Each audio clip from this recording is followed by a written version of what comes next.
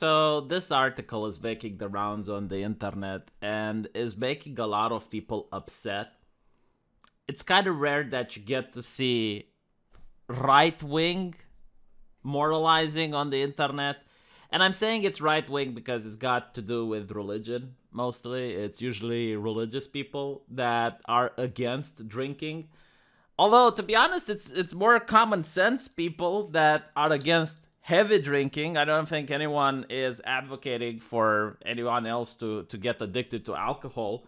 But it's kind of funny, right? It's the World Health Organization that is saying this. Trust the science. Shouldn't social media ban people who are like, you know what? I disagree. I mean, the World Health Organization is suggesting that women of childbearing age should be banned from drinking, right? So if you're against this, you're against the science, isn't it? Why the double standard? I gotta ask. It's just like a little bit hilarious. You know what's even more funny? You got like all these people that are advocating for various censorship. Censor anime because anime has sexism in it. Censor video games because video games have sexism in it. So you gotta ask the next logical question. Why is sexism wrong? And the answer on why is sexism wrong is because it can lead to violence. Right? Like a person stops treating women as human beings, and because of that, by the process of dehumanization, it leads to violence. You know what else leads to violence?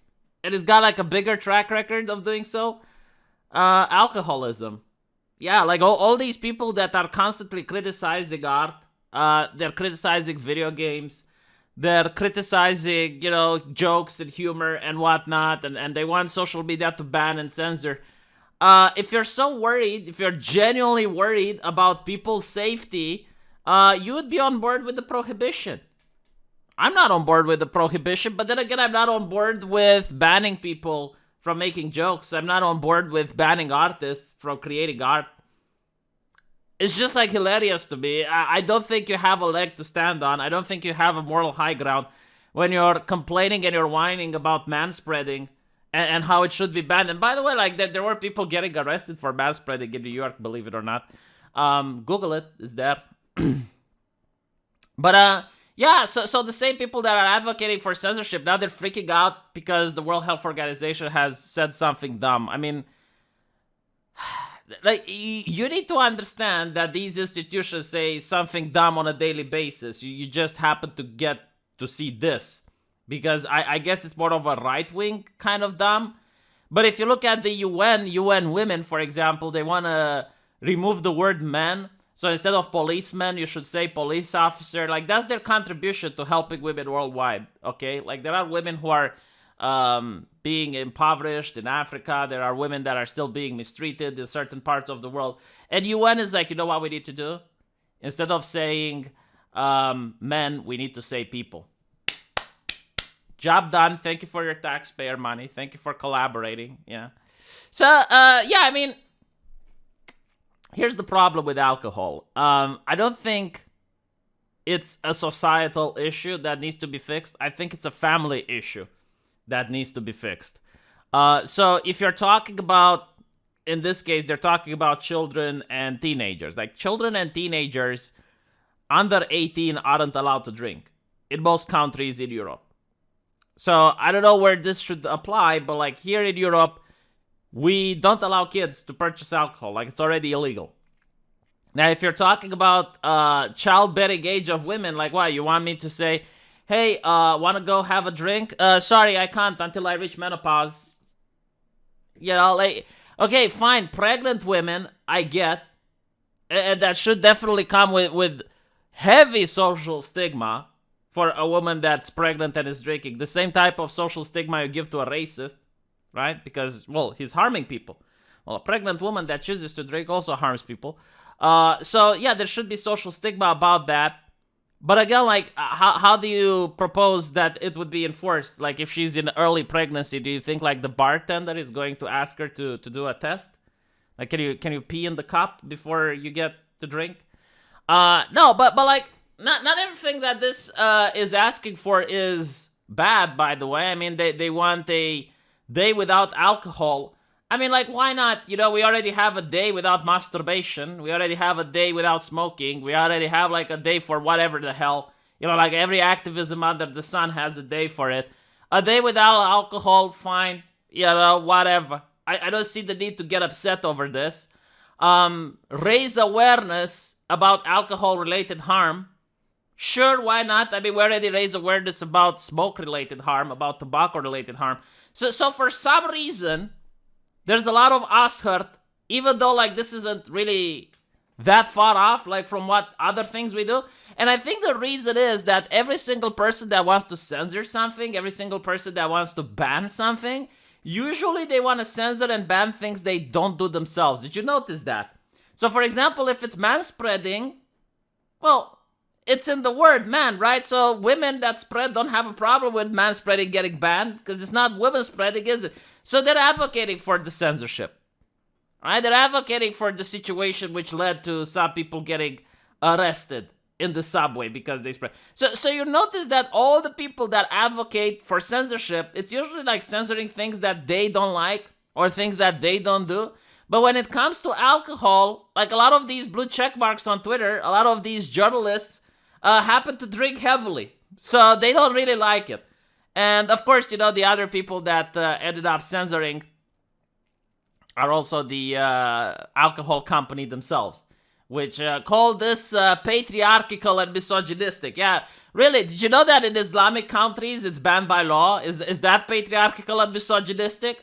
You're gonna go to Saudi Arabia and shame them like that? I don't know. I mean, from what I gather, no European country bans alcohol. Unless we're talking about children, right? So people underage can't buy it. But even then, like the law in some Eastern European countries isn't as strongly enforced as it should be. So anyway, you get like, this was to me like the funniest thing ever. Like the reaction that I see from people, right? Because you get like the reaction from people that normally they're pretty much okay with social control and deciding how other people should live their lives. Like they're completely on board with that. But when it came to this, they're like, whoa, whoa, whoa, whoa, whoa, whoa, whoa, whoa, whoa, whoa, whoa, whoa, whoa. It's like, what, whoa, whoa, whoa, whoa, whoa. Like, aren't you in favor of saving the NHS? I actually had the displeasure of seeing what alcohol does to people when I worked at the hospital. I mean, it's sad shit. You know, it ruins families. There's a lot of people that go in there with cirrhosis. There's a lot of people that go in there with neuronal damage because of years of drinking. Right? You wanna take a burden off the hospital? Yeah. But, you know, like all of a sudden, all these people are like, no more trusting the science, huh? YouTube, don't they have a business with the World Health Organization for like talking against them? Look who's saying it now. Look who's saying it. Women of childbearing age should be banned from drinking alcohol. Yeah, like the problem with this is like how you're going to enforce it, right? Like if the woman is obviously pregnant, and by the way, like I personally don't know many pregnant women that actually drink, unless, of course, you know, like she was addicted to alcohol before. You know, once you're addicted, it's very difficult to quit. It's not excusable, but you know, you kind of get it. Kind of understandable why they do it. Again, not excusable. Just because I understand how the world works doesn't mean I agree with it. So you get like the Global Alcohol Action Plan calls on countries to raise awareness on alcohol-related harm. I don't see a problem with this. Like, yeah, drinking alcohol is bad. You should be able to drink with moderation, but you should know when to stop.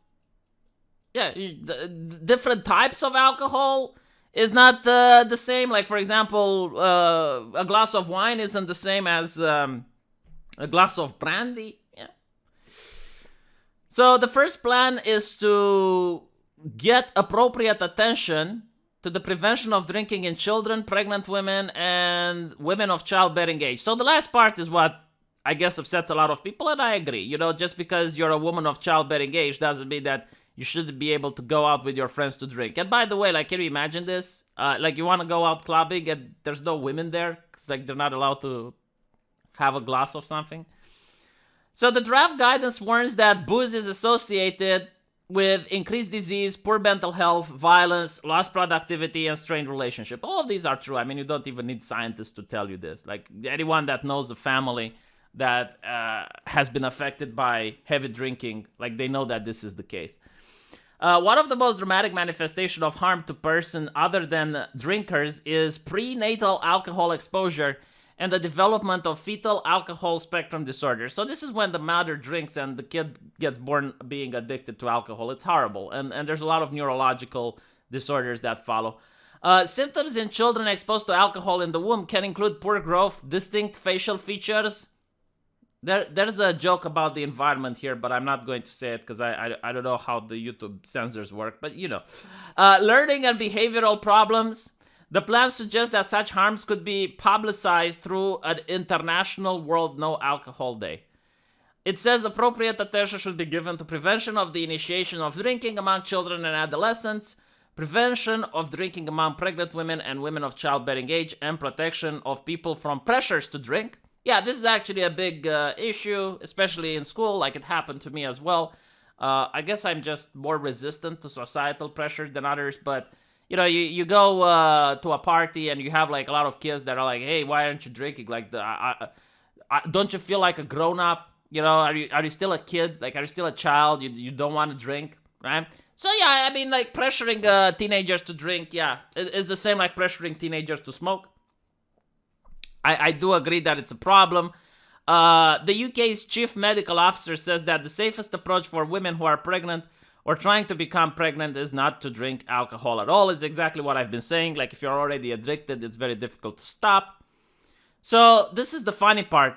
The UK alcohol trade body, the Portman Group, said it was extremely concerned by the World Health Organization proposal. Oh no, like, you know what's actually funny about this and what really makes me laugh? Is that when you have like some leftist proposal, like, you know, manspreading is bad, it actually ends up in legislation. But when you have like this ridiculous proposal, it's like not drink alcohol. Do you honestly think that is going to catch on? Do you honestly think like there's going to be a prohibition in the UK? And again, like it's quite funny because you get articles in the media not too long ago suggesting a curfew for men. Okay, no one complains about the curfew for men. It's perfectly fine, okay? Because there's violence, then you have curfew for men. Not drinking alcohol, monsieur. It's being sexist and paternalistic and potentially restricting the freedoms of most women. It goes well beyond the remit and is not rooted in science. Motherfucker, it's the World Health Organization. What the fuck are you talking about that's not rooted in science?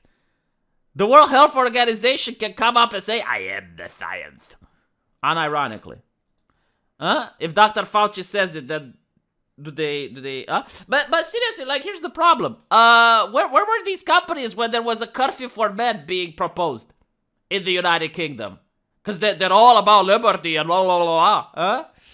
The NHS website says experts are still unsure exactly how much, if any, alcohol is completely safe for pregnant women to drink. Yeah, because they're not sure. The answer is none. None. Not even a drop.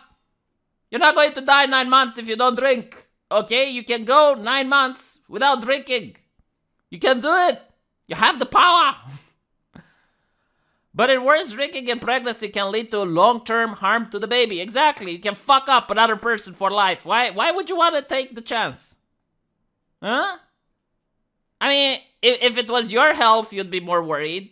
You know, you can have sex with a person with hepatitis. Doesn't necessarily mean you're going to get it from one encounter. It's like playing Russian roulette. You know, I mean, it's transmissible. Doesn't guarantee that it can happen from one encounter. Could take 2, could take 3. You know what's the solution? Don't do it. Don't do it. Use the condom. Dr. Richard Piper, chief executive of Alcohol Change UK, says drinking alcohol in the early stages of pregnancy, even before many couples realize they are pregnant, can be very damaging to a fetus. Yeah, but like people know when they're going to get pregnant, right? Like if you have unprotected sex, chances are you kind of get to figure it out. I mean, it's not like because of that we need to stop women of pregnancy age not to drink. It's like they know, okay, they didn't have sex, so therefore, like.